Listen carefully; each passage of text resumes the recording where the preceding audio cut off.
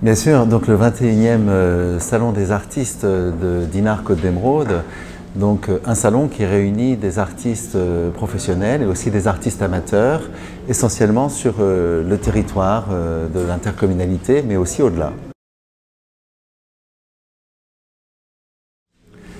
Alors la sélection, elle est toujours difficile. Cette année, on a reçu plutôt 70 dossiers et on a retenu une quarantaine d'exposants afin que tout le monde ait suffisamment de place aussi pour présenter correctement son travail, avec des artistes amateurs ou professionnels qui sont sur le territoire de la Côte d'Émeraude, mais aussi quelques-uns qui viennent de l'extérieur. Et donc toutes les disciplines, l'idée de ce salon étant qu'il soit éclectique et que toutes les techniques aussi soient représentées. On a sur les 40 artistes de mémoire 28 peintres et 8 sculpteurs et 5 photographes. Des dossiers qui sont présentés de manière anonyme aussi, comme ça, ça se fait uniquement sur vraiment la pertinence du travail présenté. Et puis l'intérêt aussi tout particulier, son intérêt tout particulier. J'attire l'attention quand même pour les futurs candidats de faire très attention sur la qualité des dossiers. C'est très important, le premier coup d'œil compte beaucoup.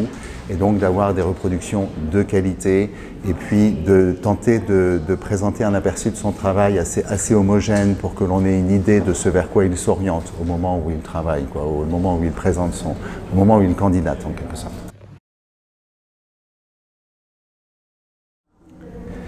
Alors une nouveauté, et on en est très content parce qu'on a développé un partenariat avec le groupe Sennelier qui est un fabricant de couleurs depuis 1887.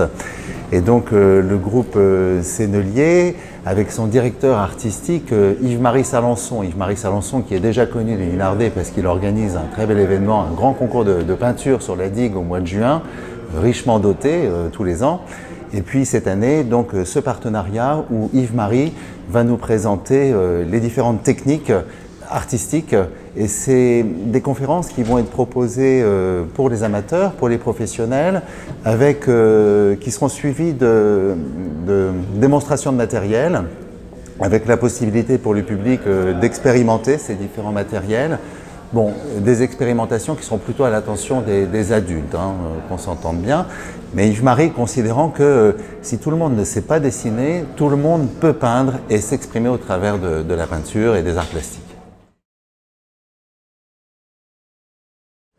Les informations pratiques, c'est du vendredi 22 au dimanche 31 octobre et c'est de 10h30 à 18h30, donc ouvert toute la journée, et avec cette année le rétablissement d'un service de restauration à l'attention à la fois des exposants mais aussi du public.